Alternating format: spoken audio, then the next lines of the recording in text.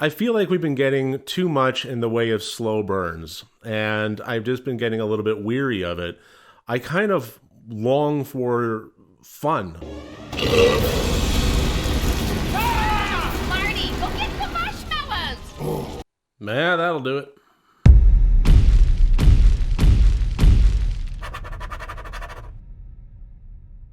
Hello and welcome to Rotted Reviews, and today I'm going to be discussing a disappointment.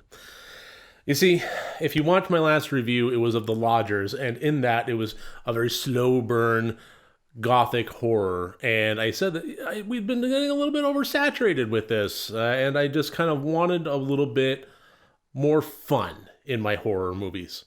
Well, looking for that, I at the same time stumbled across that Notzilla just released on rental for a variety of platforms, so I snagged it from Amazon Prime, and I thought this is going to fit the bill perfectly. This is going to be the kind of silliness that I want.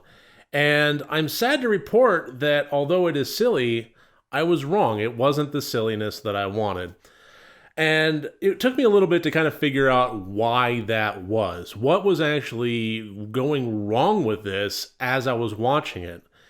And it started out cute enough, I guess. There was some good chuckle-worthy moments, some funny little names and subtitles as it's kind of going through the plot of this basically Godzilla-type creature that starts out small and cute, but only gets big and unwieldy and destroys things when it ingests alcohol. So, of course, beer's involved and so on and so forth. And then you have the humans that are trying to...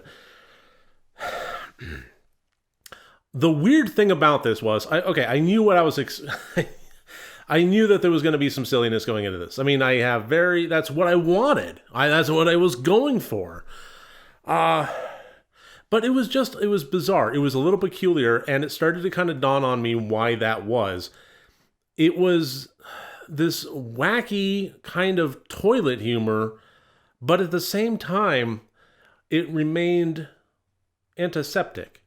It was crass, but sterile at the same time. It was like listening to a child tell a joke about caca and poo-poo. I'll be honest, when I put on this movie, what I was expecting to find was something along the lines of Dude Bro Party Massacre 3.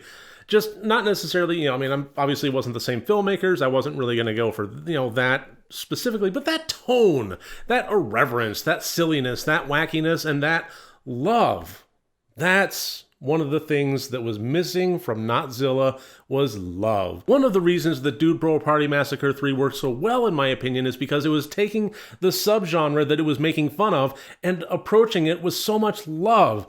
It had characters that were spoofing very obvious tropes and really turning them on their head and having a very strong sense of cleverness about it.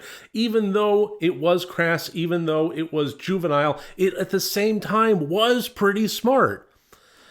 So that's what I was looking for in Notzilla, and unfortunately, it really just never elevated itself above juvenile. First, there was the A-bomb. Then Truman personally asked me to oversee the B, C, D, and E bombs.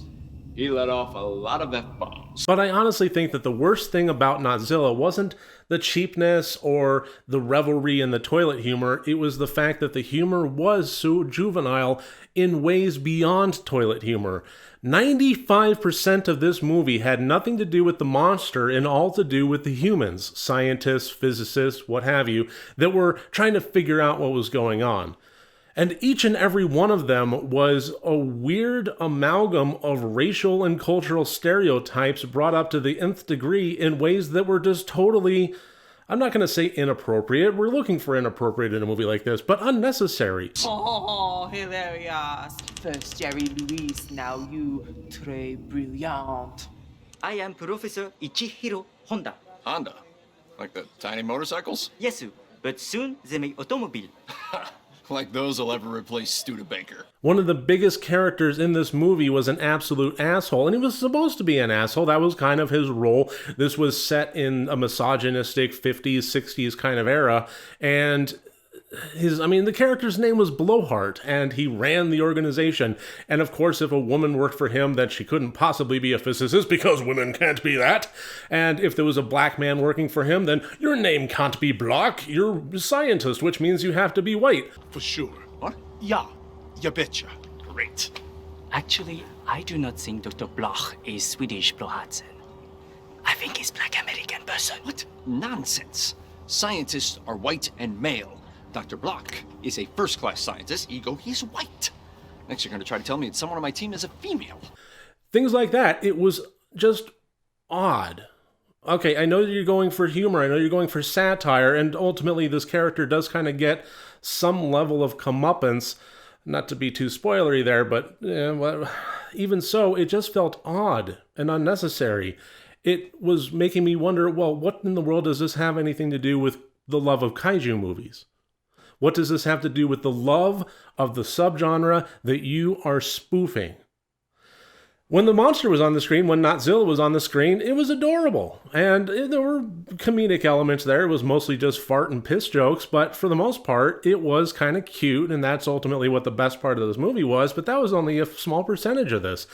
Most of the time, we were watching weird, wacky, stereotype characters that were just ramped up to the nth degree in a way that brought no more than, well, not even really a chuckle, to be honest. And with that, let's go ahead and check out the score. As always, 4 different categories, each one worth up to 25 points for a total possible score of 100 points. And the plot of this one, I only gave a 5. Plot is usually where movies like this tend to suffer. But I do think that this could have been a whole lot more intelligent, a lot more clever, certainly a lot funnier. And there's no reason that the score should have been as low as this. I could have dealt with a whole lot less silly, cultural, ramped up accent stereotypes as far as characters to follow this movie along with.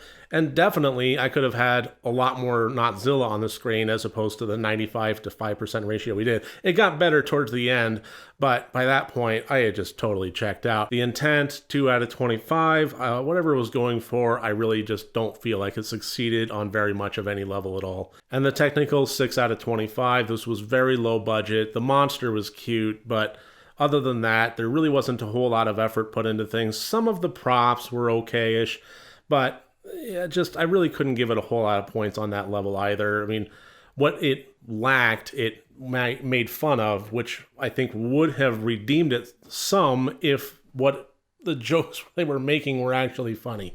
Total of 18 out of 100 points. I really wouldn't recommend this movie, even if you're in the mood for something silly, even if you're in the mood for a laugh, if you're in the mood for a raucous stoner comedy, if you're under the influence and just want something to belly laugh at.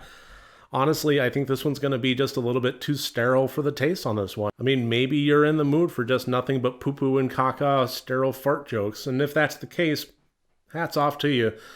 But this one wasn't for me. So that should about do it. That's my review of 2019's Notzilla. Thank you very much for joining me here today. I look forward to seeing you on my next review. Remember, next time you want to watch a horror movie, first make sure that it's good and rotted.